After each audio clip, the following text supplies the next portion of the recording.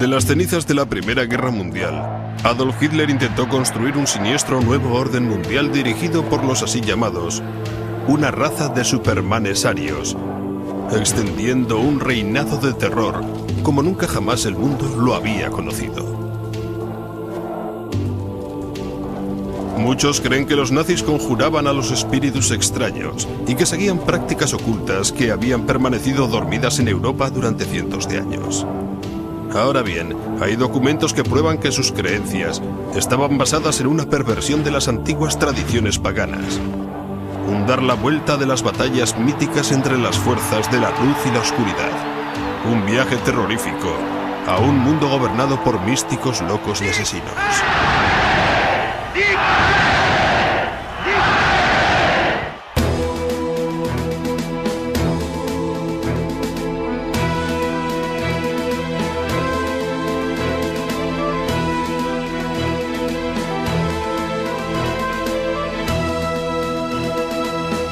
Nazis, la conspiración de lo oculto. Primera parte.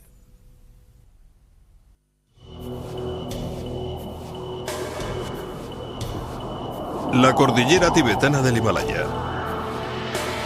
En los años 30, los nazis empezaron a investigar en el techo del mundo, buscando evidencias de unos antiguos sumos sacerdotes, quienes ellos creían eran sus antepasados en la sangre.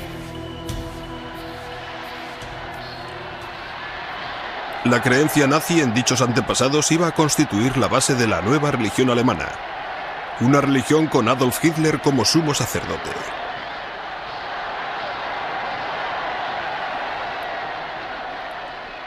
Inspirando la cruzada maligna estaba la creencia en que la pura sangre aria estaba siendo contaminada por las así llamadas razas inferiores, y que una nueva raza de superhombres arios gobernaría el mundo.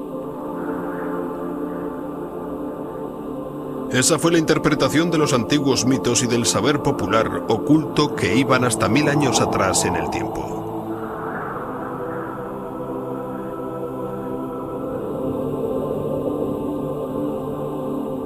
Para demostrar su superioridad, los nazis no dejaron sin explorar ningún mito ni religión. De hecho, cogían prestada cualquier creencia que pudieran adaptar a la causa aria.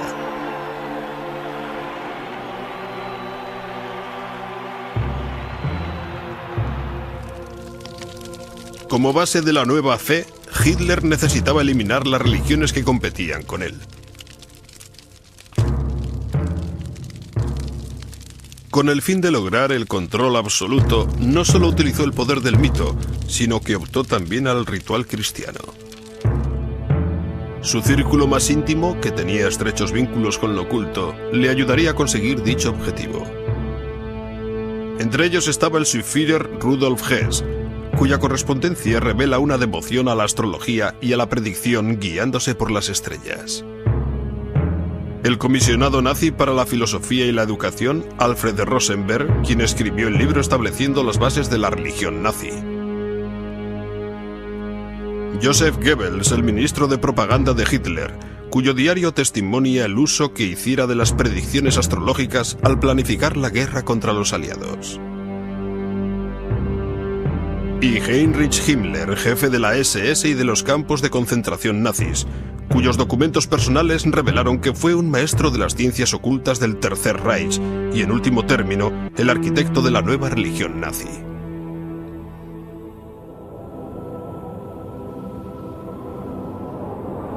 En la base de esa nueva religión había una leyenda antigua oculta que relata la historia de un continente en alguna parte del Atlántico Norte. Allí vivió una raza de seres superiores que habían caído en desgracia a causa del mal y el vicio.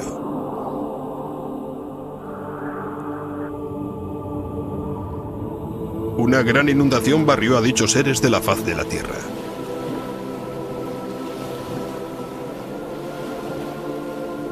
Pero antes de que pudieran ser destruidos todos, algunos sacerdotes escaparon por el mar. Y con el paso del tiempo, llegaron a las altas cimas del Tíbet. Aquellos sacerdotes fugados, que los místicos creían eran la raza original de los hombres dios arios, se decía eran los antepasados de todos los pueblos indios y europeos. La tierra se llamaba Atlántida.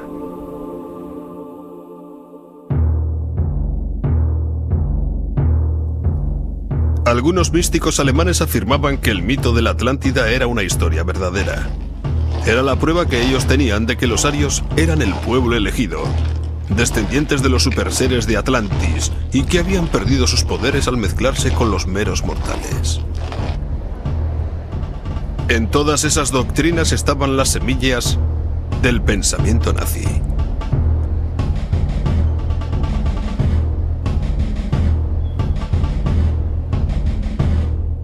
Heinrich Himmler, un nacionalista extremista, hizo que su misión no fuera otra que probar que los pueblos germánicos eran descendientes de la raza de amos de la Atlántida.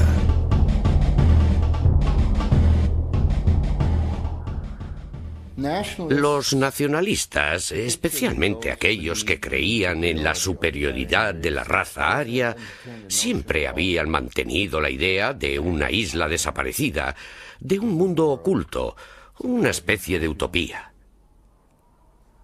Himmler quizá pudo haber pensado que fue en el Tíbet y que esta raza de amos, la raza de los amos del Atlántico, como a Himmler gustaba llamarla, podría haber estado en las montañas tibetanas. Sus descendientes podrían aún estar vivos.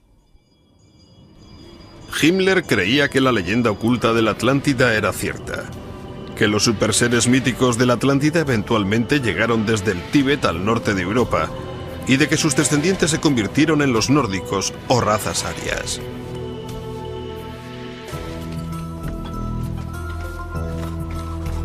Se enviaron al Tíbet expediciones subvencionadas por el gobierno bajo la dirección de Himmler. Buscaban evidencias de sus antepasados. Para documentar dicho proceso, los investigadores nazis realizaron este cortometraje.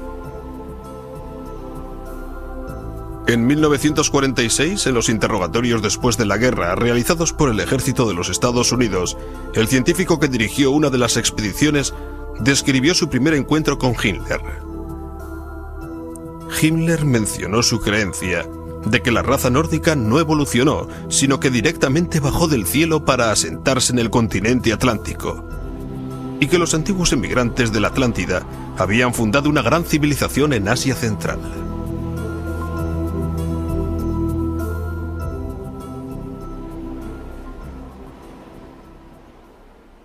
Aunque era un hombre muy calculador en los asuntos del poder, era también un idealista romántico y ciertamente creyó en esos mitos.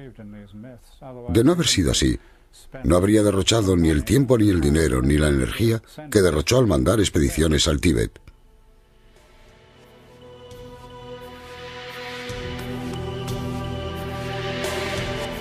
En el Tíbet, las poblaciones fueron sometidas a unas inspecciones completas de los cuerpos realizadas por los investigadores nazis. Buscaban lo que el partido llamaba los rasgos físicos arios: frentes estrechas, miembros largos y características muy anguladas.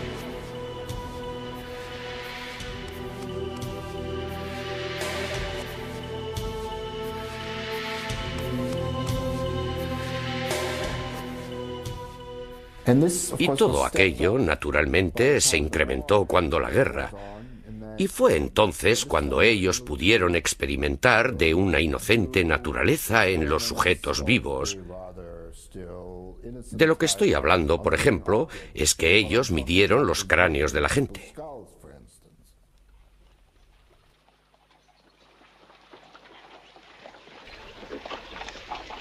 La búsqueda por demostrar la superioridad de la raza aria pronto rayó en lo criminal.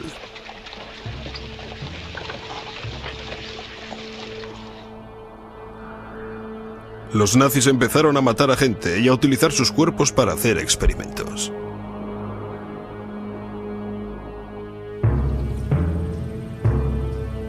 Creían que una vez que hubieran probado que sus antepasados eran dioses, sería cuestión de tan solo un paso recrear dicha raza de los hombres diosarios a través de la reproducción selectiva. De alguna manera, se podría forzar la evolución en una especie de ambiente cerrado, seleccionando a los padres para reproducir hijos hasta que llegara el momento en el que realmente podrían conseguir reproducir el Superman que había sido predicho por las teorías ocultistas.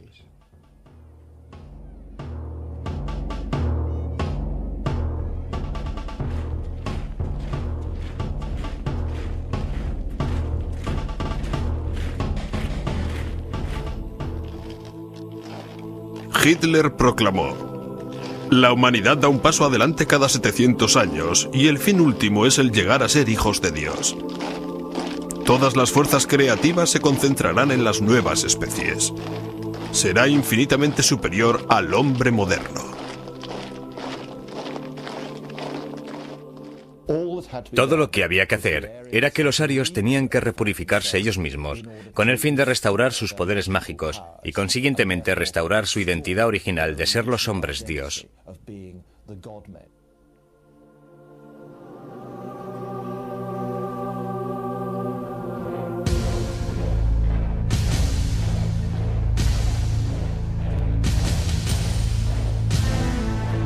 Lo más selecto de la raza fueron las SS de Himmler. Solo reclutaba a los más fuertes, a los que mejores condiciones físicas tenían y a los que él consideraba los jóvenes más guapos, altos, rubios y con ojos azules.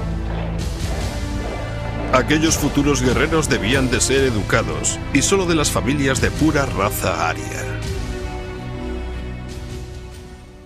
Los miembros de las SS eran por lo general bastante altos, hombres preparados para ser guerreros. Y aún más, Hitler había decretado que los de las SS debían medir 1,85 metros. Hitler medía 1,85. Además del tamaño, tenían que ser de pura raza. En cuanto a los oficiales, debían demostrar que tenían una ascendencia alemana sin mezclas que datara de 1750.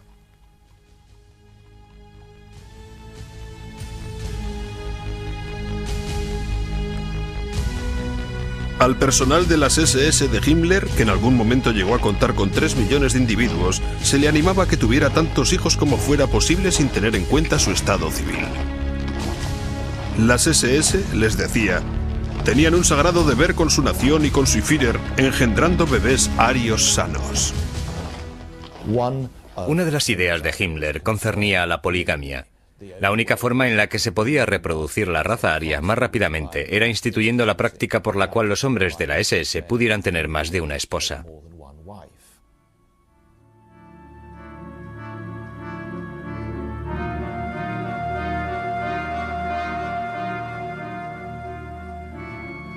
En 1935, Himmler creó el programa Lebensborn, que se traduce como fuente de vida. Lebensborn fue diseñado para facilitar el nacimiento, la acogida y el desarrollo de tantos bebés de pura raza aria como fuera posible. El programa de Himmler estuvo documentado con imágenes reales de los bebés prototipo.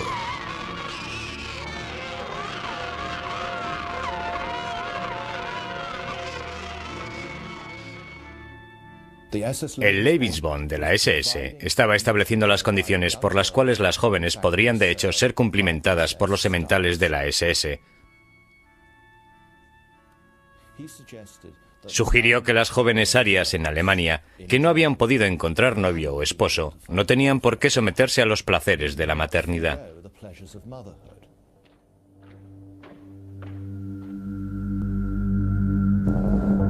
Según la doctrina de Lebensborn, un hijo ilegítimo no era una desgracia en tanto la madre fuera genéticamente apta. Se pensaba que las mujeres solo tenían una misión: engendrar los hijos cuyos descendientes el partido nazi creía se convertirían en dioses. Nacieron, según algunas estimaciones, unos 11.000 bebés Lebensborn entre 1935 y 1945. La mayor parte de esas criaturas jamás conocieron a sus padres.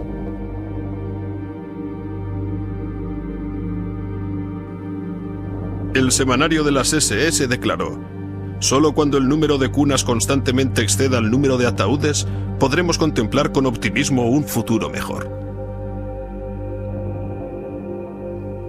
Los bebés Leibisbon inmediatamente se convirtieron en propiedad del Estado. Algunos crecieron en hogares Leibisbon, mientras que otros crecieron en familias de las SS. Durante la guerra, los niños que tenían una apariencia aria fueron secuestrados de las naciones conquistadas y enviados a hogares Leibisbon en Alemania. Documentos nazis indican que unos 200.000 bebés polacos fueron secuestrados y llevados a hogares Leibisbon, donde recibieron una preparación muy esmerada en todos los aspectos de la cultura y mitología nazis.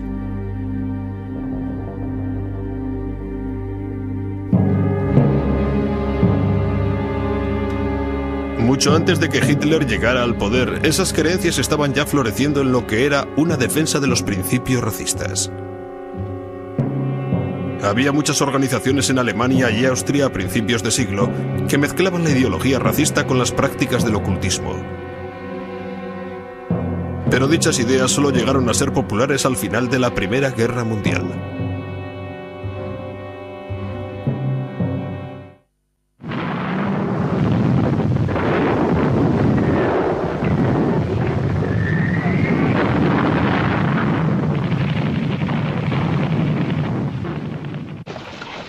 El antaño poderoso imperio de Alemania había quedado desarmado y a merced de las naciones vencedoras tras la Primera Guerra Mundial. En unas ciudades anteriormente prósperas, los veteranos mutilados deambulaban como espíritus por las calles, como fantasmas de otra vida. Algunos que crecieron en Berlín en los años 20 recuerdan de todo. Recuerdan el paisaje urbano con lisiados de la Primera Guerra Mundial, quienes naturalmente no tenían pensión y mendigaban por las calles sin piernas ni brazos. Gente que nos recuerda la gran miseria de lo que se podría llamar el paisaje urbano. Millones de personas se quedaron sin empleo, la inflación era galopante, la recesión, el hambre y la pobreza asomaban por todas partes. Presencié muchas manifestaciones antes de que Hitler se alzara con el poder. Manifestaciones reales que surgían del sufrimiento, de la gente, de la masa de desempleados y de la pobreza que se derivaba de todo aquello. Y gritaban eslogans como «Queremos pan, dadnos trabajo». La gente buscaba cualquier cosa. Se intensificó el miedo y la desconfianza hacia los extranjeros. Los dos extremos del espectro político hicieron un llamamiento a la lealtad del pueblo alemán. Después de haber servido con distinción en la Primera Guerra Mundial, Hitler fue trasladado a Múnich, donde su trabajo consistía en infiltrarse en las organizaciones de izquierdas para conseguir información para el ejército. Uno de sus cometidos cambió el curso de su vida. Se infiltró en una organización que se reunía en una sala de un club político llamado el Partido Obrero Alemán. Pero lejos de ser la organización filocomunista que su nombre implicaba, el partido resultó ser de extrema derecha. A Hitler le gustó lo que oyó, con el tiempo se sumó a él y se convirtió en el líder de la organización.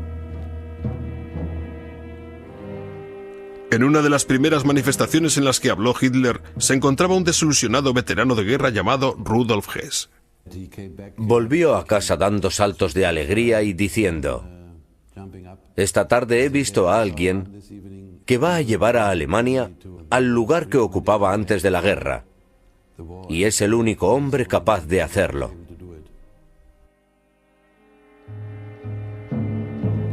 Hess estaba convencido de que el dinámico orador al que había escuchado era el tan largamente esperado Mesías, profetizado en los círculos ocultistas alemanes. Junto con el filósofo racista Alfred Rosenberg, Hess era uno de los más firmes apoyos con los que contaba un grupo muy prominente, la Sociedad Tull, la cual activamente estaba buscando al Mesías germánico y se dedicaba a resucitar la llamada raza aria. Sus miembros practicaban la astrología, la adoración al sol y otras ciencias ocultas, pensando que ello les ayudaría a conseguir su objetivo.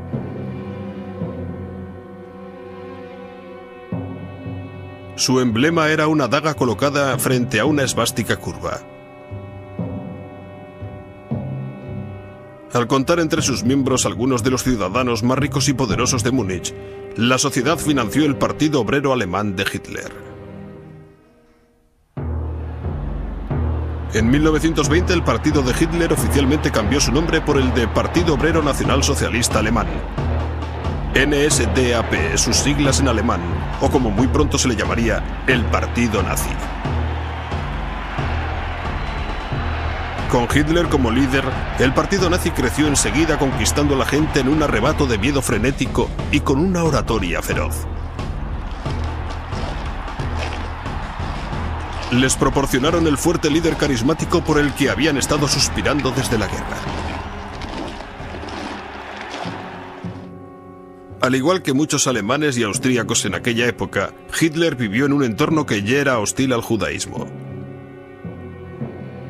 Fácilmente pudo encontrar aquellas ideas en publicaciones populares como Ostara, una revista ocultista abiertamente racista, escrita por un monje y místico renegado que acabó secularizándose, llamado Lons van Liebenfels. Los titulares decían: ¿eres rubio? Entonces corres peligro. Por lo tanto, deberías de leer Ostara, publicaciones para los rubios y el movimiento de los derechos del varón. Uno de los tópicos populares expresados por el general era que la gente de piel más oscura, sobre todo los judíos, eran los más peligrosos y amenazantes. Los judíos siempre se habían enfrentado a los arios para ser los dueños del mundo. Un enfrentamiento que se remontaba a los tiempos bíblicos. Los titulares hacían la siguiente observación: ¿eres rubio? Entonces estás en peligro. Lee toda la información sobre la raza y sobre el movimiento en favor de los arios. La publicación planteaba el perfil de lo que sería la visión de los nazis del mundo: selección racial, Lebensborn e incluso los campos de exterminio nazis. Con semejante planteamiento, las ideas de Hitler sobre la raza, que ya estaban desarrollándose, quedaron influenciadas por quien sustentaba la sociedad Thule, Alfred Rosenberg, el filósofo racista y ocultista, quien con el paso del tiempo se iba a convertir en la voz del Führer en los asuntos espirituales. En su libro El mito del siglo XX, Rosenberg reinventó la historia alemana y estableció las bases del nuevo credo nazi: la religión de la sangre. Particularmente, contemplaba la sangre en un sentido religioso como el factor determinante. Tenía que ser una iglesia de la sangre más que una iglesia de la fe. La sangre vinculaba a las razas nórdicas, de modo que para Rosenberg, la sangre, la raza, la identidad racial se convirtieron en las notas principales de la nueva ideología.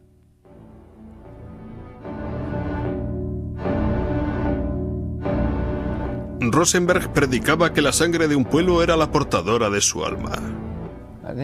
Creo que si se mira hacia atrás, hacia las tradiciones esotéricas de Occidente, la sangre siempre ha sido considerada como un vehículo muy importante del espíritu.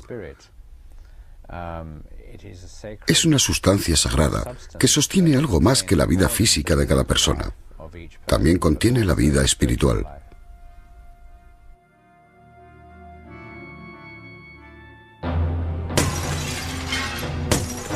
El mito nórdico reemplazó a la Biblia cristiana como la base de la nueva religión nazi.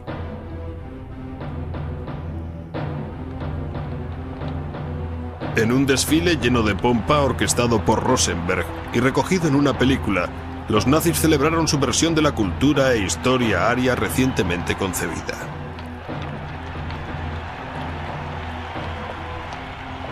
Rosenberg escribió: hoy está surgiendo un nuevo mito, el mito de la sangre, la creencia de que la esencia ha de ser defendida por la sangre.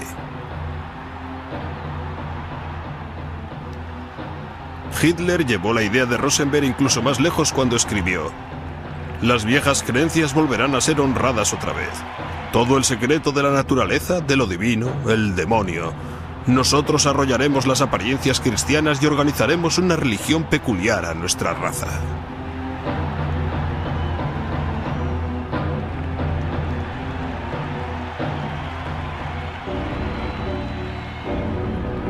Hitler eligió la esvástica como el símbolo de la nueva religión.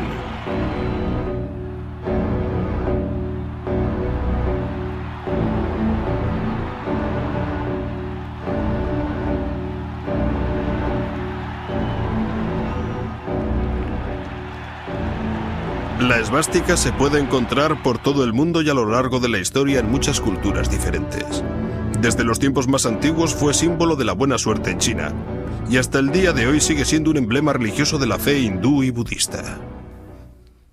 Había sido llevada por los caballeros sobre los escudos como una protección mágica y también tenía connotaciones, digamos que en un sentido amplio no era cristiana. Representaba el martillo de Thor y, claro, Thor era un dios de la tormenta y del poder, etc. Una especie de dios patriarca muy macho. El primer conato de Hitler por hacerse con el poder data del 9 de noviembre de 1923 con un intento por derrocar al gobierno bávaro. Al frente de un ejército privado de tropas de asalto, lanzó un ataque por sorpresa contra una cervecería donde estaban reunidos algunos de los líderes del gobierno.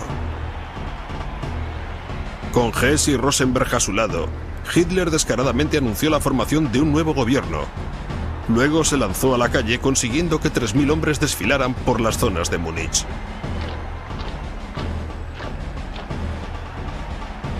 Se enfrentaron con la policía. Hubo disparos y cayeron abatidos 16 hombres de Hitler.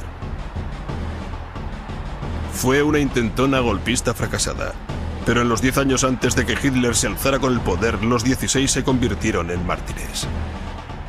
Entonces llevaban la bandera esvástica, y eso de alguna manera cayó bien a la gente, y además con la sangre de los muertos sobre ella. Y de allí surgió un ritual por el cual toda nueva bandera o pancarta nazi no adquiría fuerza y energía hasta que Hitler la hubiera tocado con aquella bandera.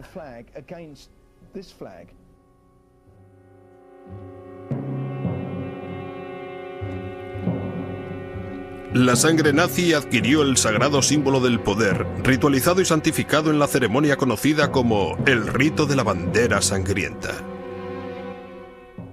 Aquella especie de poder mágico de la sangre de los nazis muertos era transmitido a cada bandera nazi y desde aquel momento quedaba consagrada.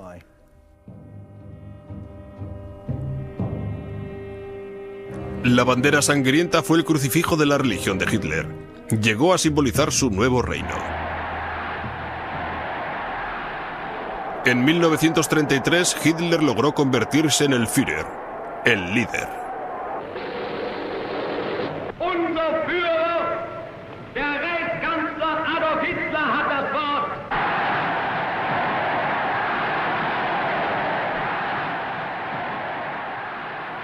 Era un título que concordaba con el eco de las connotaciones religiosas del ungido, o incluso del Mesías. Había llegado la hora de Adolf Hitler.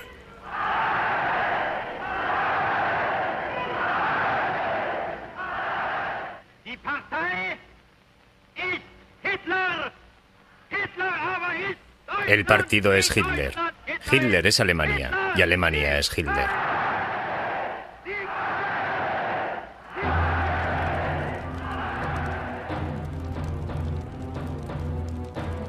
Con la subida de Hitler al poder, la religión de la sangre se convirtió en la religión indiscutible del partido nazi, completa con sus días festivos y mártires.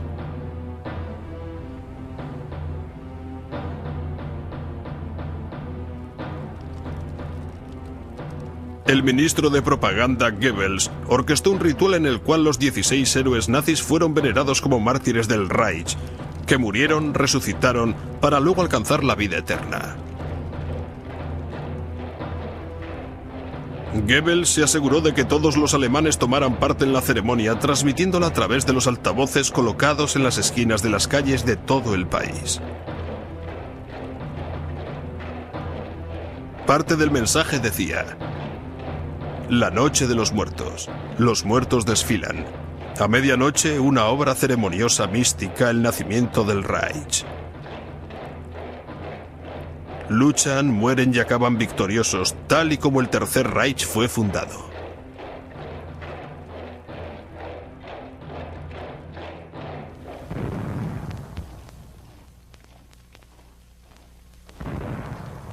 Los cuerpos de los 16 héroes fueron enterrados en el edificio conocido como el Wendelhall o Templo del Honor.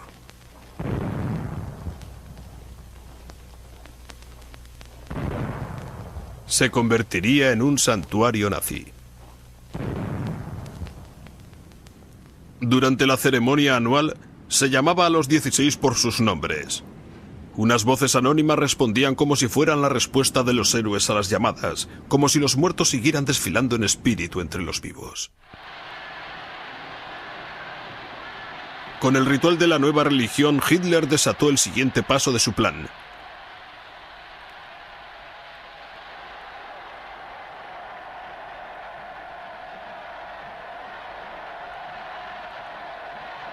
Hitler escribió: "La fuerza sin una base espiritual está destinada al fracaso".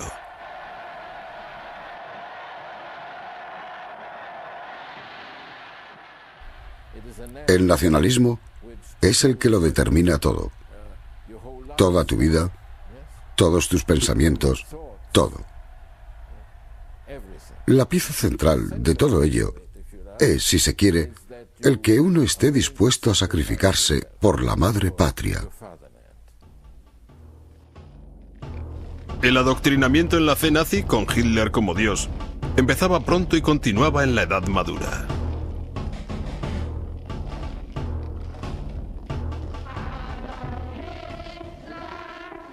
Adolf Hitler es nuestro salvador, nuestro héroe. Es el ser más noble en todo el mundo. Vivimos para Hitler.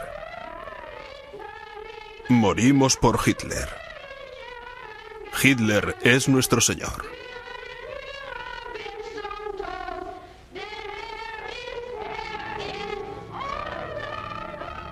En 1993 el partido se adueñó de todas las organizaciones juveniles alemanas. En cuanto a las chicas, la organización obligatoria fue la Liga de las Jóvenes Alemanas, donde se les enseñaba el autosacrificio, el que se casaran jóvenes y que sus cuerpos pertenecieran a la nación.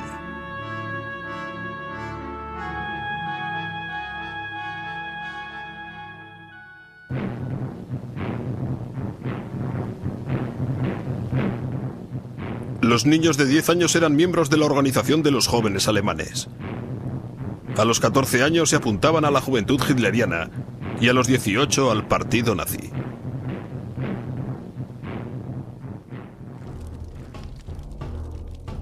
En cada etapa se les enseñaba el credo nazi de los sagrados rituales de la sangre, la superioridad de la raza y la total alianza con Hitler, incluso hasta la muerte. Yo formé parte de las juventudes hitlerianas hasta los 18 años. Nos enseñaban, y entonces lo creíamos, que era estupendo luchar por nuestro país, y si era necesario también morir por nuestro país.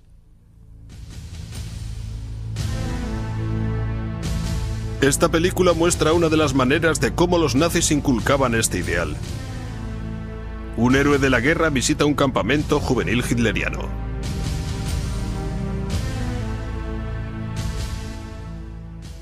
Era estupendo que te dijeran que pertenecías a la raza más grande, a la nación más grande de la tierra. Yo pensaba que como era alemán y como la sangre alemana corría por mis venas, eso me hacía superior a todos los demás. Hitler afirmó: "Quiero ver otra vez en los ojos de la juventud el brillo de la bestia de presa".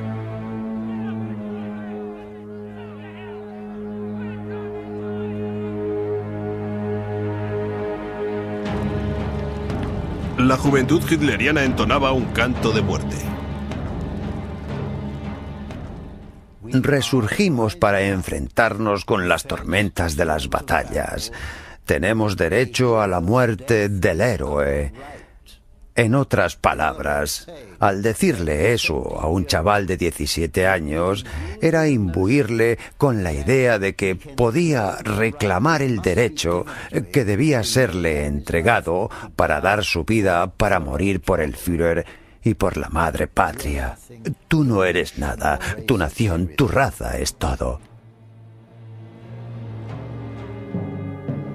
A los 18 años, los cadetes se rendían ante el Führer cuando prestaban el sagrado juramento.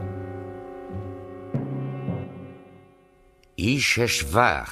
Yo juro, y todos teníamos que repetirlo y teníamos que tener las manos, los dedos arriba. Servir al Führer, al pueblo y a la madre patria. Servir al Führer, al pueblo y a la madre patria. Como un gran ruido sordo que se oía por todas partes. Hasta la última gota de nuestra sangre, hasta la última gota de nuestra sangre.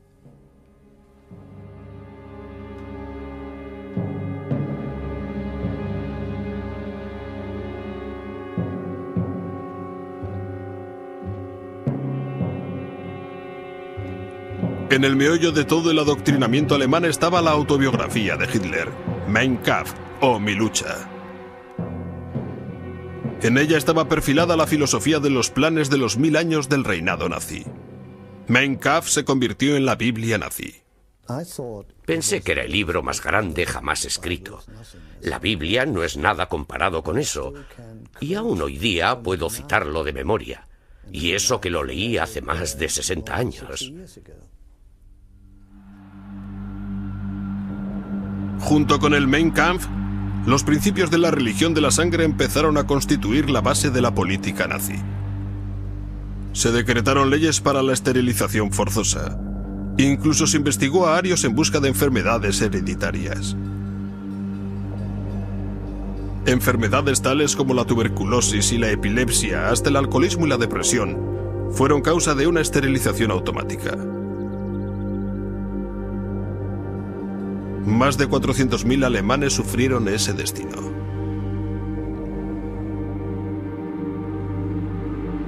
Hitler lo razonaba así. La exigencia de que la gente defectuosa evite propagar una descendencia defectuosa es una exigencia de la razón clarividente, y si se ejecuta de manera sistemática, representa el acto más humanitario de la humanidad.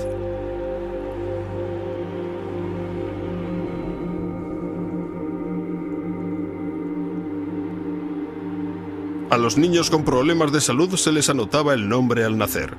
Si los problemas persistían, los médicos nazis en secreto les administraban inyecciones letales, diciendo a los padres que habían fallecido por causas naturales. Se estableció un programa de eutanasia para los que tenían deficiencias psíquicas y físicas. Películas propagandísticas afirmaban que eran actos humanitarios, ya que se liberaba a las almas que estaban atrapadas en unos cuerpos atormentados. En 1935, Hitler había establecido las leyes de la sangre, que convirtieron en delito el hecho de que un puro alemán se casara e incluso mantuviera relaciones sexuales con un judío. A los judíos alemanes les arrebataron sus derechos de ciudadanos.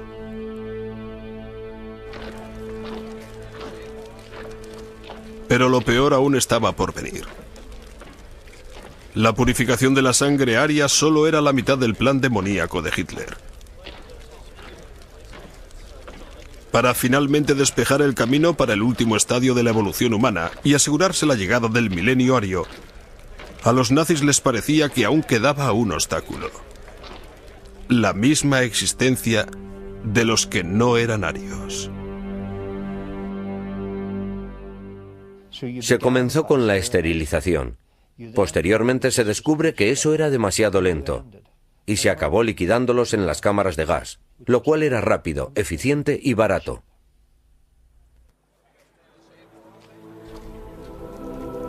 Hitler escribió: se habrá de tomar la decisión más seria y dura.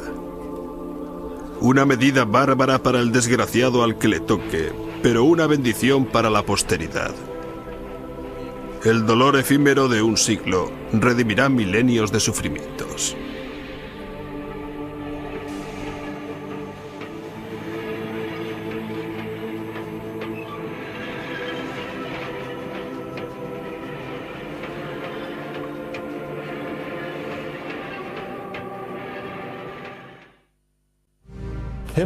La concepción de Himmler de la SS no era otra cosa que la creación de una nueva élite de sangre para el orden nazi en Europa.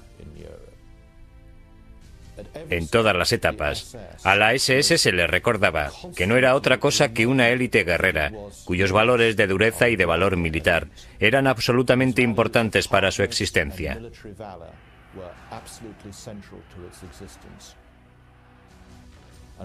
Y aún más, que ellos de ese modo estaban de hecho asegurando la supervivencia de la raza.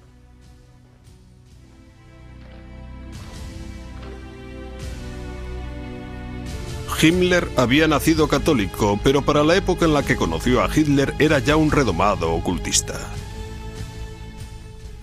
Por todo esto, a nosotros nos resulta difícil encuadrar a ese hombre que ciertamente creía en Dios y vincularlo al hombre que era el amo de la máquina asesina en Alemania. Pero en realidad, ambas cosas naturalmente están unidas, porque lo que estaba intentando hacer era arrancar de raíz las fuerzas que él creía habían corrompido a Alemania para volver a los antepasados de pura sangre.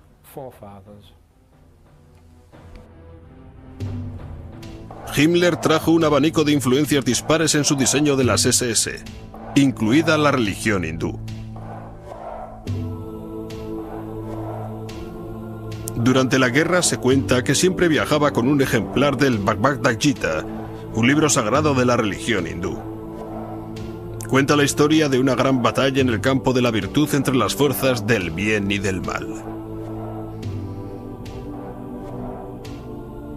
La creencia hindú en la reencarnación y su rígido sistema de clases atraían a Hitler.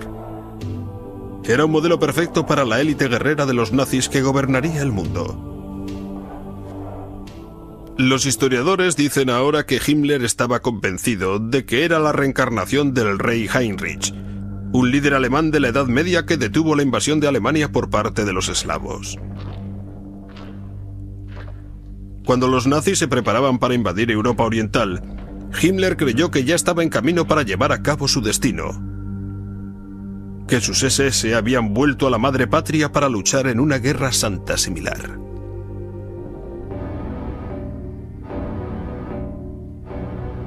Himmler modeló a las SS según el modelo de la Orden del siglo XIII de los teutones, quienes mataban y esclavizaban a los pueblos que conquistaban.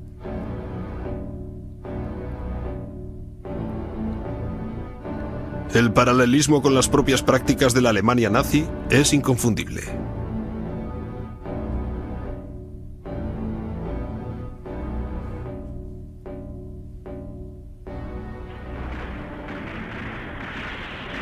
El Reichsführer intentó restablecer el sistema feudal por el que habían regido sus vidas los caballeros. A medida que nuevas tierras fueron conquistadas, cada oficial de las SS iba a tomar posesión de su estado feudal. Los lugareños o bien eran asesinados o convertidos en esclavos para el trabajo.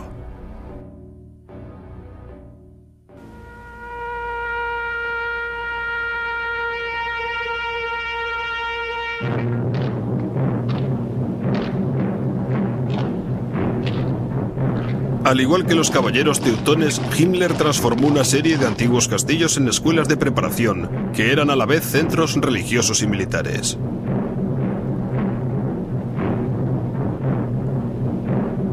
En ellos, los reclutas eran iniciados en las maneras de los llamados sacerdotes guerreros.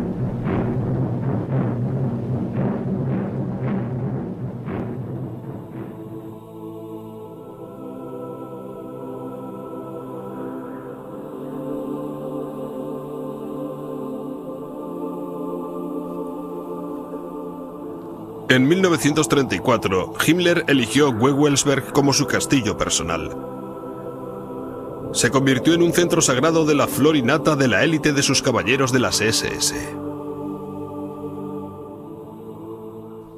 Hitler eligió Wewelsberg porque su consejero espiritual de las ciencias ocultas le había dicho que iba a ser un punto fuerte mágico para la resistencia alemana contra un gran ejército venido de Oriente, y que allí tendría lugar una gran batalla y las huestes orientales tendrían que retroceder. Hitler tenía unos planes grandiosos para su castillo medieval en Wewelsberg, pero ello requería una prodigiosa cantidad de mano de obra. Para asegurarse un amplio suministro de esclavos, construyó un campo de concentración de trabajo en las proximidades. De 1939 a 1945, 4.000 prisioneros trabajaron en el castillo de Himmler. Casi un tercio murió mientras trabajaban en ello.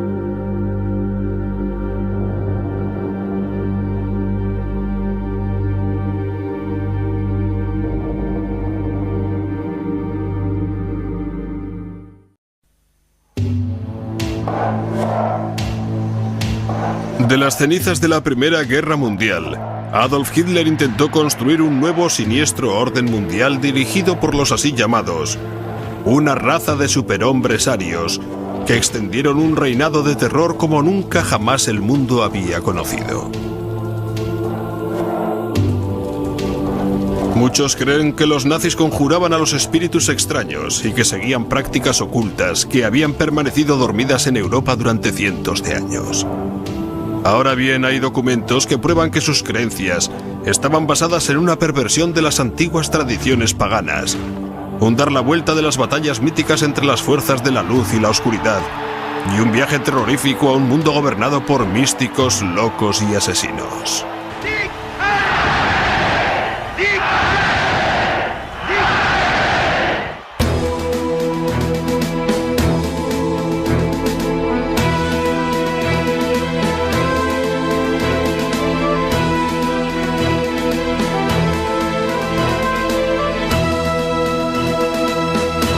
Nazis, la conspiración de lo oculto, segunda parte.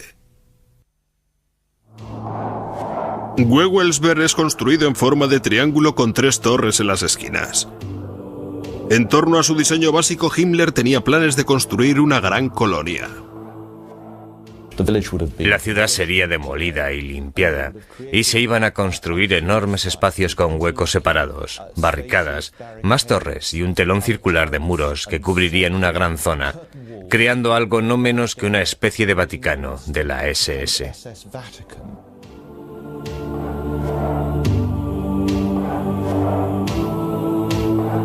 La Gran Torre Norte era la que se iba a convertir en el centro del plan de Himmler para hacer de Wewelsberg un centro del ocultismo para las SS.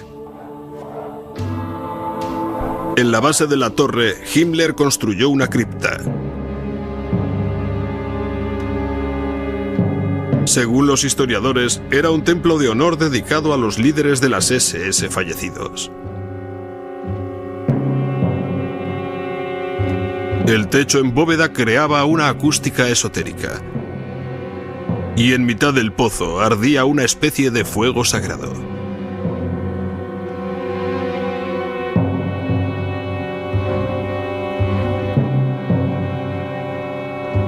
A lo largo de los bordes de la cripta había 12 pedestales que estaban destinados a contener las urnas con las cenizas de los generales fallecidos.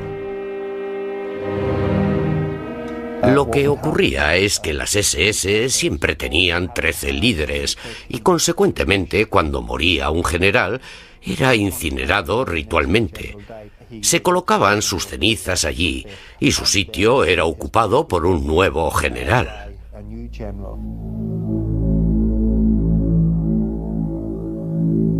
En la leyenda, el rey Arturo reunió a los 12 caballeros más nobles en una gran sala. Según la versión de Himmler, él creó la sala de los supremos jefes de las SS, en una sala encima de la cripta. Allí se reunía con los 12 oficiales de las SS de más alto rango. Una enorme rueda en forma de sol adornaba el suelo. Su patrón, en forma radial, estaba adornado con símbolos del antiguo alfabeto nórdico. Himmler trató de crear una réplica de la capilla del Grial de la leyenda de Arturo. Un cáliz místico, el Grial, se dice que contuvo sangre sagrada.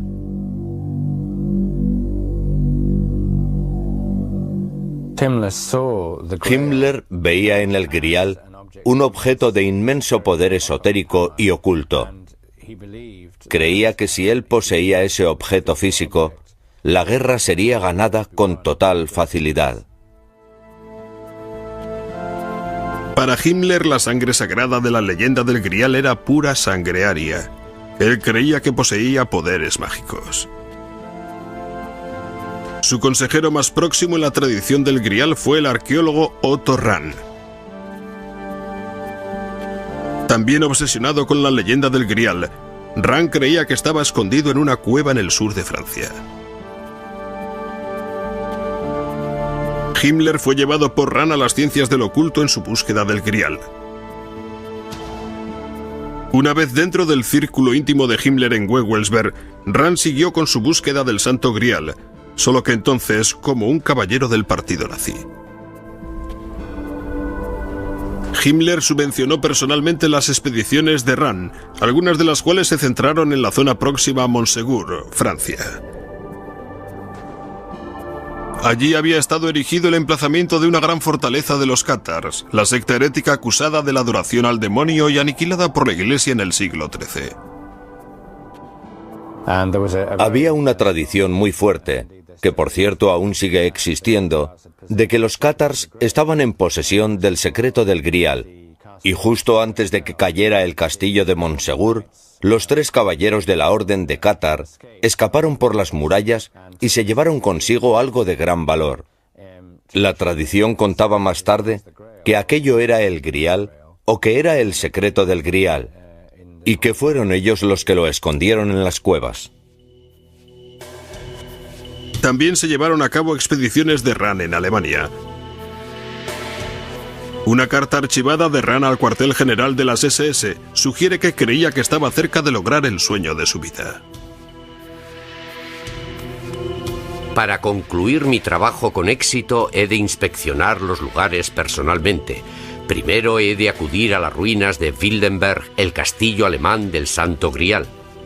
Allí se están llevando a cabo actualmente excavaciones. Heil Hitler.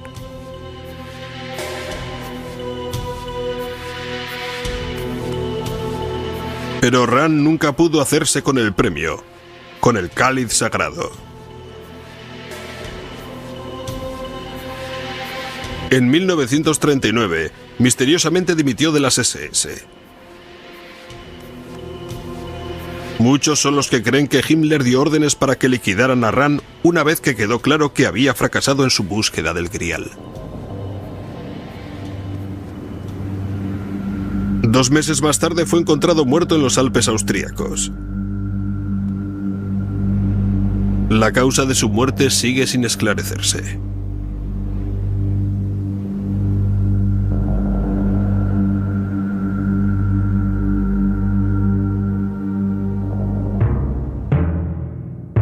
En su continuo celo por demostrar la superioridad de la raza aria, Himmler creó un instituto de investigación llamado Organización de la Herencia Ancestral. Además de llevar a cabo experimentos en los seres humanos y de comprobar linajes de sangre para asegurar la pureza de la raza, la misión de la organización fue lograr resurgir y reinterpretar las prácticas del oculto, de los mitos germánicos antiguos y de las tradiciones paganas.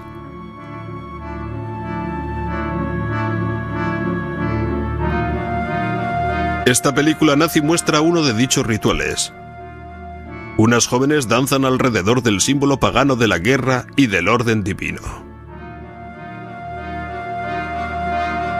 Para controlar todo el conocimiento del oculto, Himmler confiscó las bibliotecas y objetos de todas las sociedades del oculto que no estaban asociadas a él.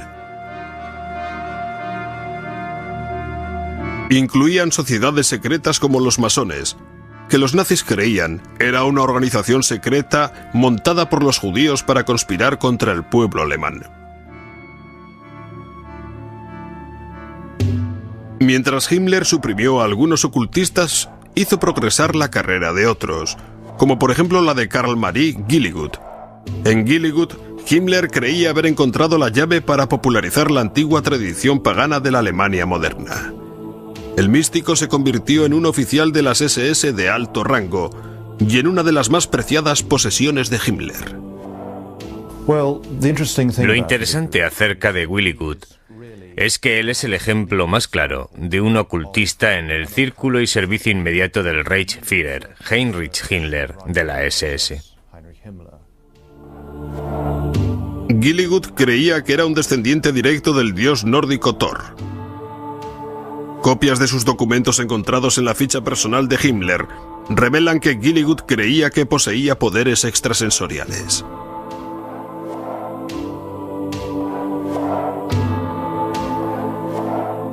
Un documento titulado Los 9 Mandamientos de Dios fue firmado por Gilligut e iniciado por Himmler. Escritos tanto en alemán moderno como en el alfabeto rúnico, sugieren que Gilligut pensaba que estaba utilizando sus poderes para descubrir los antiguos ritos y rituales del pasado pagano de Alemania.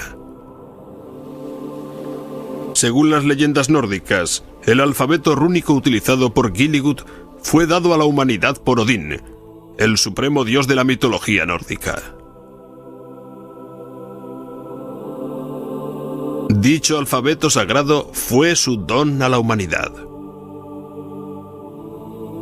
La runa se derivaba probablemente de una mezcla de los signos antiguos que fueron labrados en piedra en los tiempos antes de que apareciera la escritura. Dichos alfabetos tenían su significado, cada letra tenía su significado. La runa Agal era una protección del que la llevaba contra sus enemigos. La runa Odal era la conexión de uno con su clan o tribu. La runa Tyr era la victoria y el orden mundial. La runa Sig, el sol o la energía conquistadora. Dichos símbolos aparecían por todo el mundo nórdico en objetos tales como barcos vikingos, lanzas y escudos para la guerra. Los alfabetos de los antiguos sacerdotes y magos runos se creía eran las herramientas místicas para predecir la suerte, romper hechizos y para invocar a los espíritus mágicos. Conjurabas la runa, lo cual era muy parecido a lo del tarot. Las tiras y lees las combinaciones particulares que surgen de las runas. Tiene fama de ser un sistema mágico extraordinariamente poderoso. Como la élite de guerra de Alemania que eran, los miembros de la SS aprendían el significado de las runas. Una fotografía que sobrevivió la guerra muestra a un oficial de las SS ante una pizarra enseñando las runas a una clase de reclutas. Muchas organizaciones dentro del Tercer Reich contaban con su propia runa especial. La SS, quizás los más conocidos, utilizaron la runa Sig doble. Llevaban dichas figuras misteriosas en los hombros y cascos de todos los uniformes de las SS. La juventud hitleriana utilizaba una runa Sig simple. Esos símbolos místicos antiguos al parecer estaban por todas partes.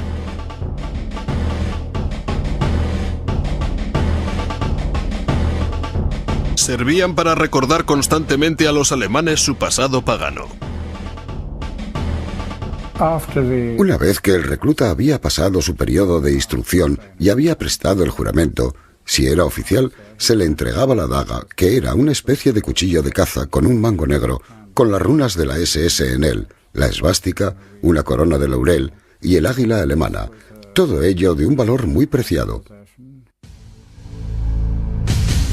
Grabadas sobre la daga estaban las palabras: "Mi honor se llama confianza". Los miembros de la SS recibían la daga en una ceremonia muy solemne. Todos los miembros de la SS llevaban el anillo con el sello, pero en aquel círculo cerrado, la élite de la élite, Himmler era el que personalmente llevaba el anillo con la calavera. Un antiguo oficial de alto rango de las SS, Wilhelm Hotel, aún recuerda el día de la ceremonia. El anillo tenía grabado tu nombre. En el mío, por ejemplo, ponía a mi querido Hethil Heinrich Himmler. Eso estaba en la parte interior del anillo, alrededor de la calavera. Se suponía que simbolizaba el vínculo estrecho con la SSS y con Himmler. En un discurso dado a los oficiales de las SS estacionados en Dachau, Himmler afirmó: "Nunca lo olvidéis, somos una orden de caballeros de la que no se puede salir, para la que uno es reclutado por la sangre, y uno permanece en ella en cuerpo y alma".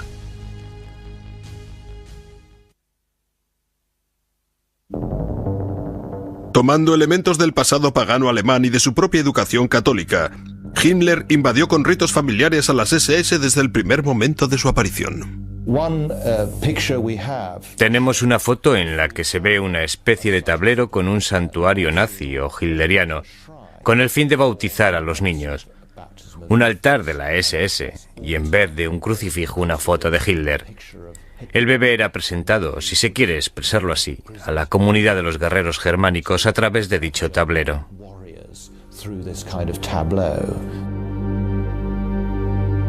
La ceremonia de la boda también se convirtió en un ritual de las SS. Imitando a las antiguas tribus germánicas, los oficiales desempeñaban el papel del líder del clan que presidía las bodas. Era el mismo Himmler quien oficiaba las ceremonias.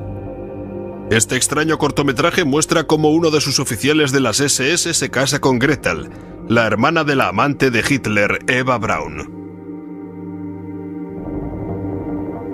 Había intercambio de alianzas, además de pan y sal, los antiguos símbolos paganos de la fertilidad y pureza de la tierra.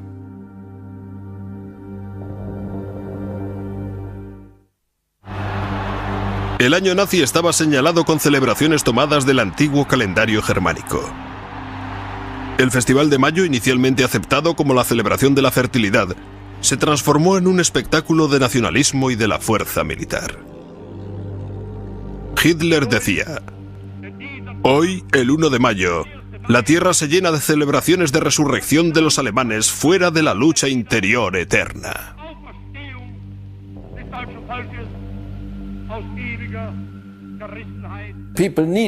La gente necesitaba festivales para señalar el año, e intentaron sustituir los festivales cristianos por los festivales paganos. Empezaron a añadir festivales que los paganos habían celebrado. El solsticio de verano, el solsticio de invierno, todos los festivales, sí, todos hechos a su imagen y semejanza.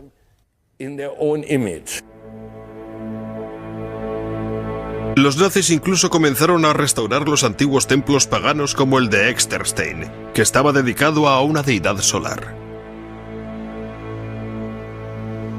Allí, durante el solsticio de verano, un rayo de luz brilla a través de una ventana y se alinea con un punto en el altar.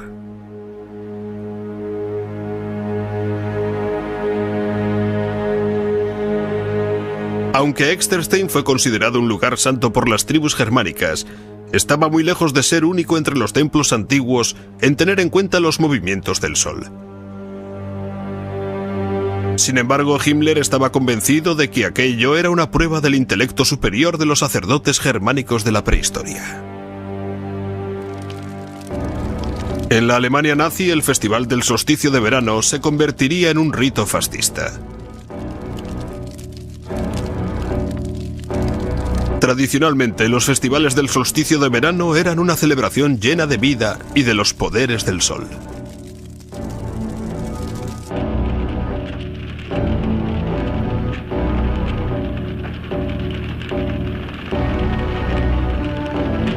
Dramáticamente representados y cuidadosamente coreografiados, tenían lugar los discursos en los que se predicaba el autosacrificio y el heroísmo. En este ritual en concreto, el ministro de propaganda Goebbels fue el encargado de dar el discurso.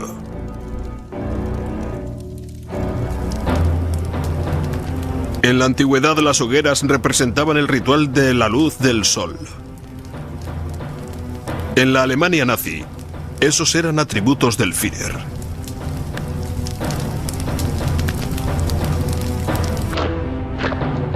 En el más importante de dichos rituales, las tropas portando teas encendidas formaban símbolos en la oscuridad de la noche.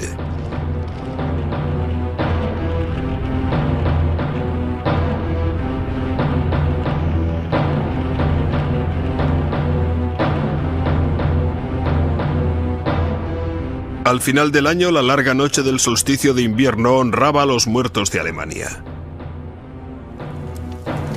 Himmler lo explica en su discurso en Dachau.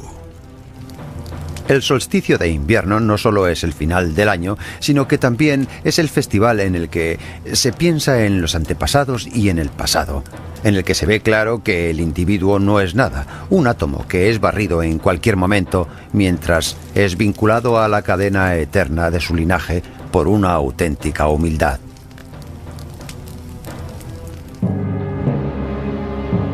El calendario completo de los rituales culminó con la manifestación de Nuremberg. Allí los votos entre el partido y el pueblo eran renovados año tras año.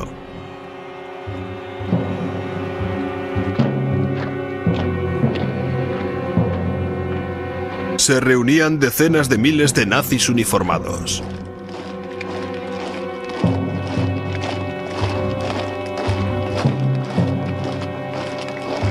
La manifestación, que duraba una semana, estaba orquestada para animar a la gente con un espectáculo de puro poder. Todas las religiones tienen su ritual y los nazis tenían su ritual. Sus rituales en masa.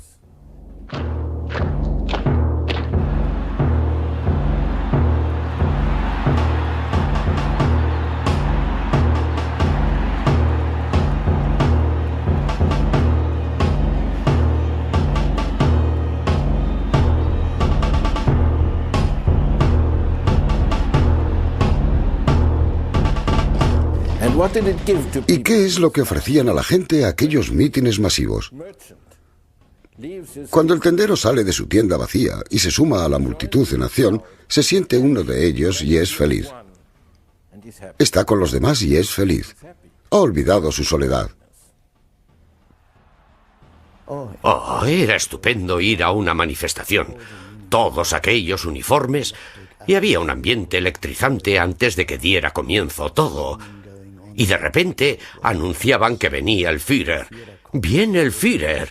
Y luego lo veía subir hacia el estrado y seguían gritos de ¡Heil, Heil, Heil!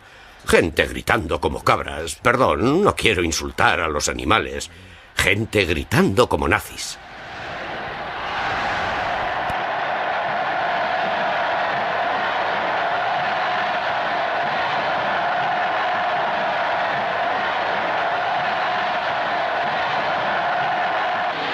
A medida que la locura nazi se iba apoderando de Alemania, Hitler dejó claro qué es lo que esperaba de la nación. El partido es el terreno donde se seleccionan los líderes políticos alemanes. Su doctrina permanecerá intocable.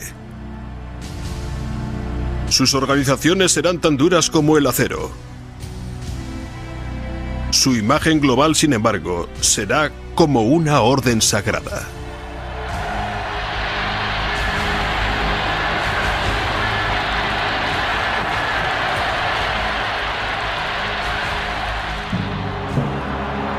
Las manifestaciones nazis en masa fueron cuidadosamente orquestadas para crear una tremenda epifanía emocional que evocara el fervor religioso. En el centro del ritual estaba Hitler.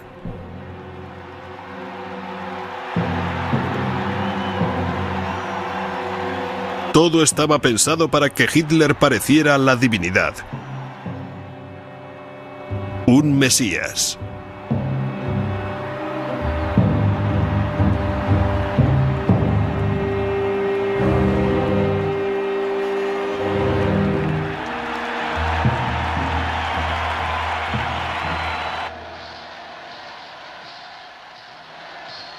Tras ganarse indiscutiblemente el apoyo del pueblo alemán, Hitler estaba preparado para dominar el mundo.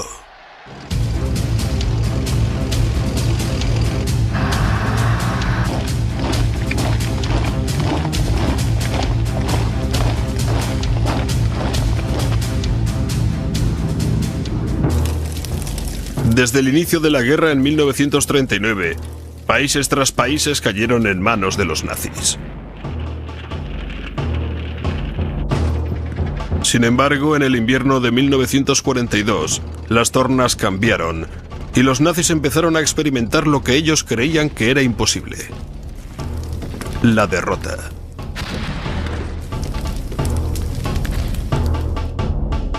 A medida que el esfuerzo en la guerra fue haciéndose cada vez más desesperado, expandieron el uso de las ciencias ocultas como la investigación y los rituales, hasta ser la base para tomar decisiones militares.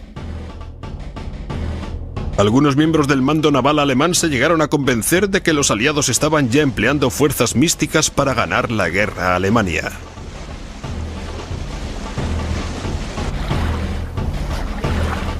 Creían que el éxito de los británicos en localizar y destruir las lanchas alemanas se había logrado a través de medios ocultos, y que la mejor manera de combatirlo era utilizando las ciencias del oculto como arma.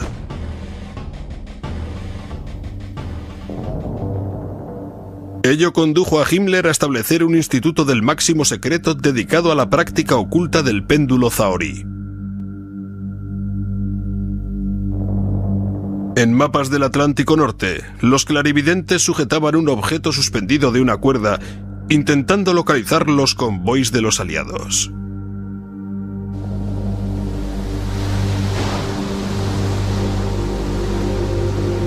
Basándose en los resultados, se enviaban misiones de lanchas alemanas.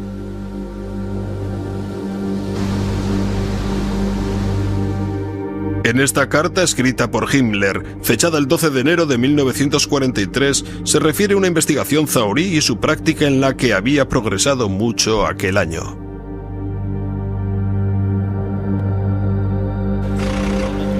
Con todo, las artes ocultas más comunes utilizadas por los nazis fueron la astrología y las profecías, aunque ambas fueron atacadas desde dos ángulos totalmente distintos. Hess y Himmler estaban totalmente convencidos del poder de las ciencias ocultas y las utilizaron para tomar decisiones políticas. Pero Joseph Goebbels, jefe del Ministerio de Propaganda, quería utilizar los poderes ocultos solo con vistas a fines propagandísticos, para manipular al pueblo y minar la moral aliada.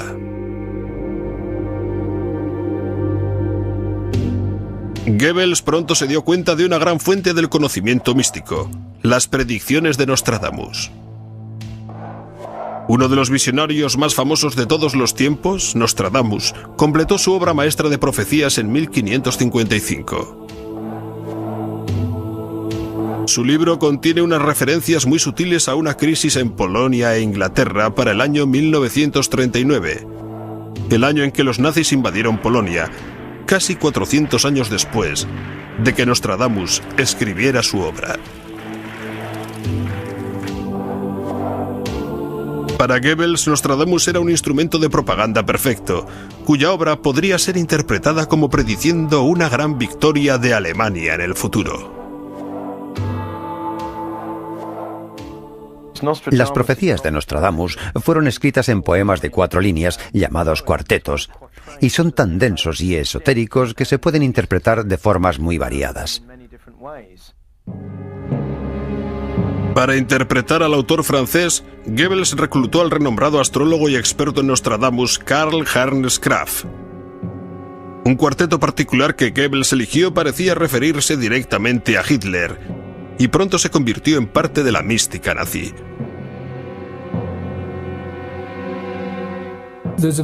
Existe un famoso cuarteto en el que aparece la palabra Hister, la cual, cada vez que se citaba, quería referirse a Hitler.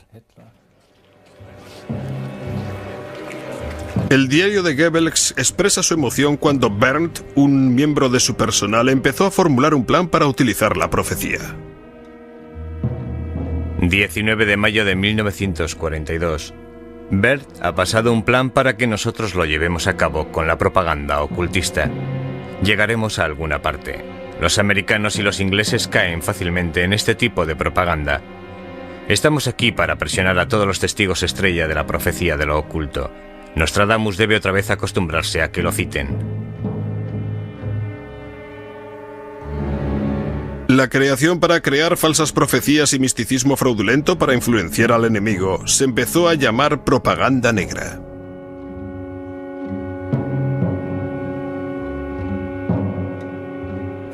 Sí, cargaron un avión con las profecías de Nostradamus y lanzaron las hojas por toda Francia. Francia quedaría destruida si no capitulaba.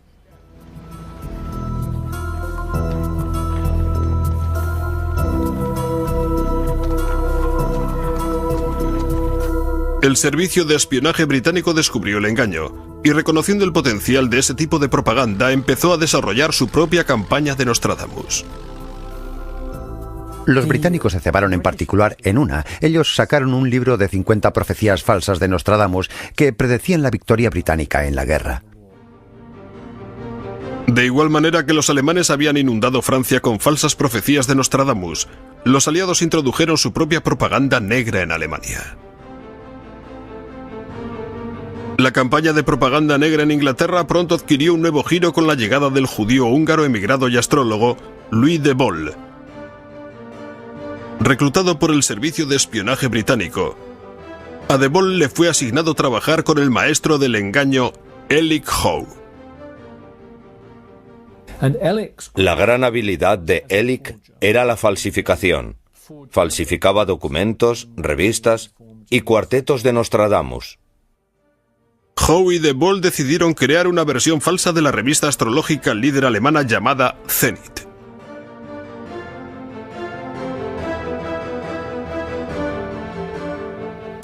Sacaron 2 revistas en 1943. En ellas hacían pronósticos para minar la moral alemana. Sin embargo, la falsa Zenit británica contenía un error de bulto. Erróneamente habían titulado la revista como Der Zenit en vez de su título verdadero, Zenit. La astrología y el espionaje iban a chocar de nuevo en lo que sigue siendo considerado como el incidente más raro de la Segunda Guerra Mundial. Cuando Rudolf Hess, el Subführer, por así decirlo, y uno de los amigos y consejeros más importantes de Hitler, realizó él solo un vuelo a Escocia. La idea de Hess de hacer un viaje empezó con la creencia de que los británicos, una raza nórdica, mostrarían sus simpatías hacia la causa aria, e incluso podrían llegar a ser persuadidos de unirse a los alemanes si es que Churchill era derrocado. Uno de los mentores de Hess, Karl Haushofer, reforzó la idea de Hess contándole un sueño que había tenido.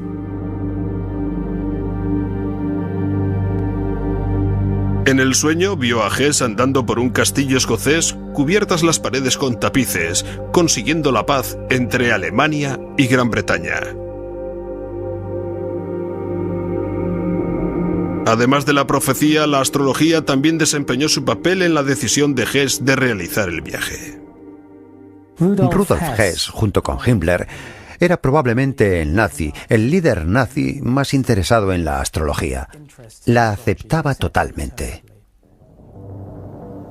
Su astrólogo e íntimo amigo Ernst Schüttel Atradhaus realizó un horóscopo para el Subführer que revelaba una posición propicia de los planetas. El 10 de mayo de 1941 hubo un alineamiento astronómico particularmente poderoso. Básicamente había 6 planetas en Taurus y una luna llena en el lado opuesto del zodíaco en Escorpio. Y según la tradición astrológica, cuando se da el mencionado alineamiento, se da un cambio importante en los asuntos del mundo. Consiguientemente, era justo asumir que el 10 de mayo de 1941 podría producirse un giro importante en la guerra. Siempre ha habido dudas sobre si Hess voló a Escocia basándose en los consejos astrológicos. Sin embargo, en unos documentos descubiertos recientemente, escritos por Hess en la cárcel de Inglaterra, se incluía una carta a su madre. En ella le pidió que compulsara 2 documentos ante notario, uno mencionando el sueño de Haushofer y el horóscopo dado por Schüttel Atradhaus.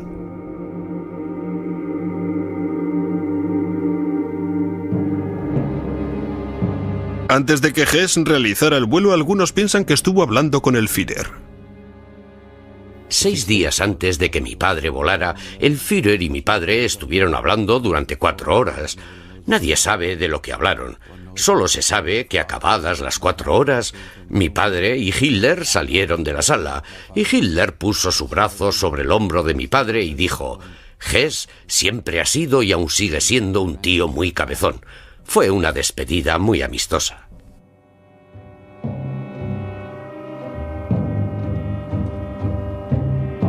Al margen de las palabras habidas entre Hitler y Hess, a las 5:45 de la tarde del 10 de mayo de 1941, Hess subió a un caza Messerschmitt y se dirigió a Escocia. Su plan era encontrarse con el duque de Hamilton, un hombre al que conocía a través de Haushofer. Hess esperaba utilizar al duque para puentear a Churchill en un intento de llegar a un acuerdo de paz directamente con el rey de Inglaterra. Habiendo escrito de antemano varias cartas, Hess esperaba una cálida acogida. Las cartas que envié a mi padre fueron interceptadas por el servicio secreto. En lugar de un séquito de bienvenida, cuando Hess entró en el espacio aéreo británico, fue derribado por la RAF, y se vio obligado a lanzarse en paracaídas. Se lesionó al salir del avión justo al momento de aterrizar. Quiso que lo capturaran y pensó que directamente sería conducido a ver a mi padre con solo decir que deseaba verle. Hess fue descubierto por una familia escocesa, la que aparece en la imagen en su granja donde cayó el avión. Dijo tener un mensaje muy importante para el duque de Hamilton. Pero al principio se negaron a creer que el hombre que se había lanzado en paracaídas era el Subführer del Tercer Reich. Le dijeron a mi padre que un piloto alemán había aterrizado y que solicitaba entrevistarse con el duque de Hamilton. Mi padre fue a ver al prisionero, quien se presentó como Hess. Resultó bastante cómico, porque mi padre fue a ver a Churchill y fue llevado ante el gran estadista que aquella noche estaba a punto de ver una película de los hermanos Marx. Churchill se manifestó bastante incrédulo sobre todo aquello. Creo que sus palabras exactas fueron: ¿quiere usted decir que el Subführer está en nuestras manos? Y cuando mi padre le respondió: creo que tal es el caso, él contestó: bueno, con Hess o sin Hess voy a ver la película de los hermanos Marx. La peculiar reacción de Churchill ante el vuelo de Hess sigue sin ser explicada. Gran cantidad de los extraños acontecimientos sucedidos en mayo de 1941 todavía siguen sin estar desclasificados en los archivos de guerra británicos. La reacción del Führer sigue siendo igualmente sorprendente. Bueno, la reacción de Hitler ante el vuelo de Hess fue una de sus mejores actuaciones como actor. Hizo una tremenda actuación, manifestando sorpresa, shock, horror y todo lo demás. En cuanto fue evidente que la misión de Hess había fracasado, entonces salió toda la propaganda en tromba diciendo que Hess era un lunático, que lo había hecho por su cuenta y que, ya sabes, era alguien al que le faltaba algún tornillo. Hitler culpó de todo el asunto de Hess al consejo de sus astrólogos. Como respuesta al incidente, el Ministerio de Propaganda nazi promulgó un edicto llamado la Acción Hess, prohibiendo la práctica en público de las ciencias ocultas, incluida la astrología. El resultado fue un amarrar a todas las actividades de los astrólogos, quienes acabaron todos en la Acción Hess un mes después del vuelo de Hess. Arrestaron a todos los astrólogos prominentes que conocían y se los llevaron para interrogarlos.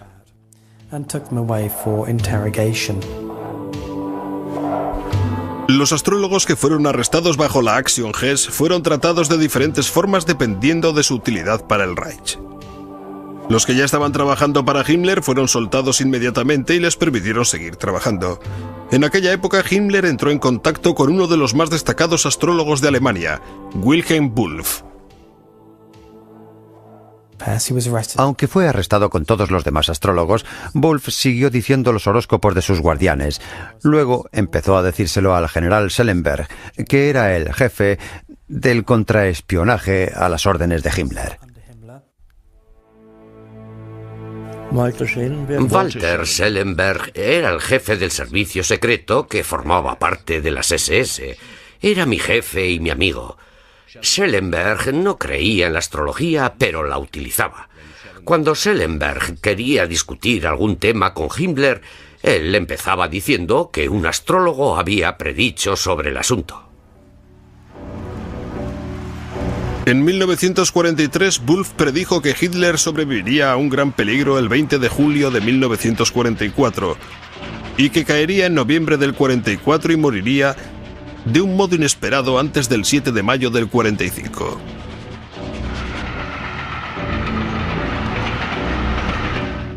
En base a dichas predicciones, Wulff se convirtió en el astrólogo personal de Himmler y en uno de sus ayudantes más próximos. Esas predicciones llegaron a ocurrir.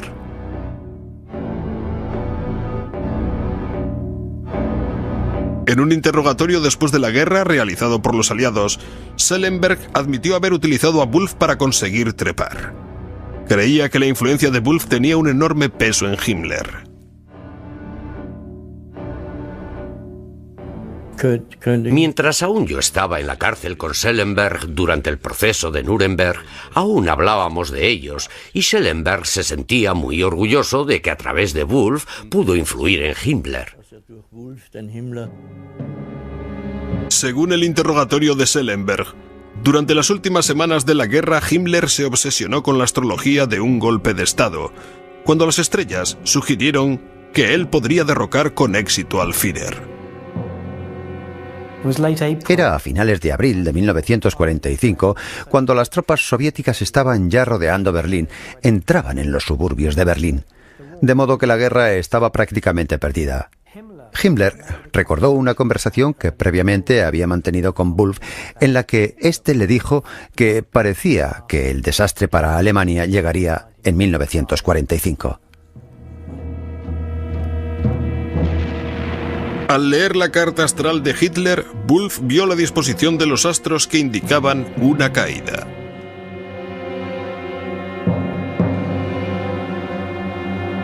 Wulff y Schellenberg siguieron urgiendo a Himmler para que derrocara a Hitler y se instalara como líder del maltrecho Reich.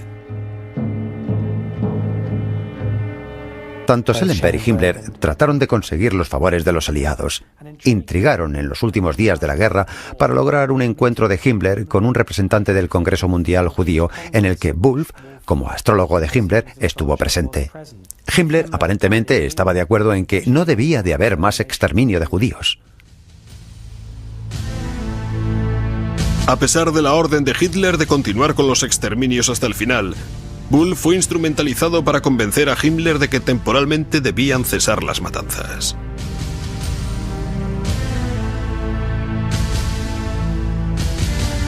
Al dar ese paso parecía que Himmler estaba preparado para perpetrar su golpe de Estado. Pero en el último momento, sus miedos y su lealtad al Führer le impidieron hacerse con el poder.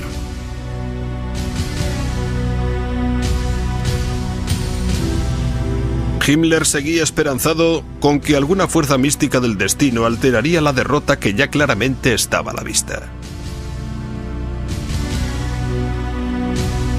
Himmler también estaba muy interesado en el paralelismo histórico entre la situación de la mitad de los años 40 y los períodos históricos precedentes. Himmler echó un vistazo a la precedente Gran Guerra Alemana contra Rusia. La Guerra de los 7 años entre Federico el Grande de Prusia y los rusos. Se dice que la suerte cambió cuando murió Elizabeth, la zarina rusa. Y Himmler lo interpretó como una señal de que la historia volvía a repetirse y de que Alemania se iba a salvar.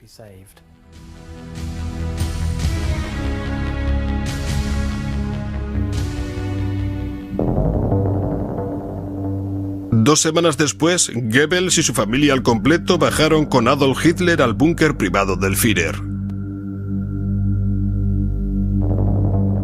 El 30 de abril, Adolf Hitler y su prometida Eva Braun se suicidaron.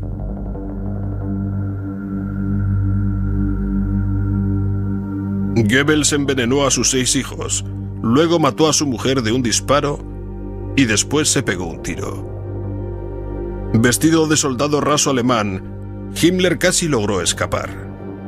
Fue arrestado por los británicos, pero en un examen médico rompió una cápsula con cianuro que llevaba guardada en la boca. A las 11:04 de la noche del 23 de mayo, el Reichsführer, que había conjurado las fuerzas ocultas al servicio de la gloria aria, yacía muerto. En noviembre de 1945, varios nazis de alto rango fueron juzgados por los aliados en Nuremberg.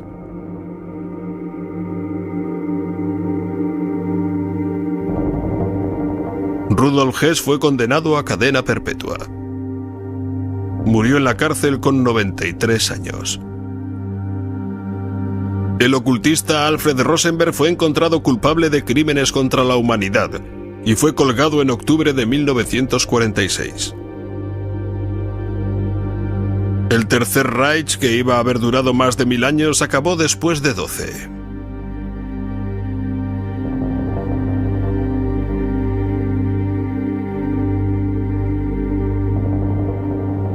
Para entonces habían muerto casi 50 millones de personas.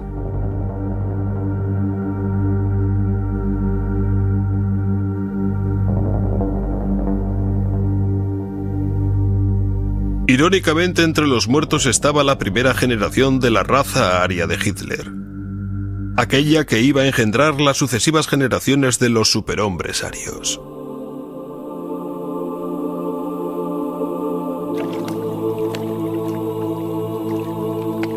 A lo largo de la historia, la mitología ha ejercido una poderosa influencia en la mente humana.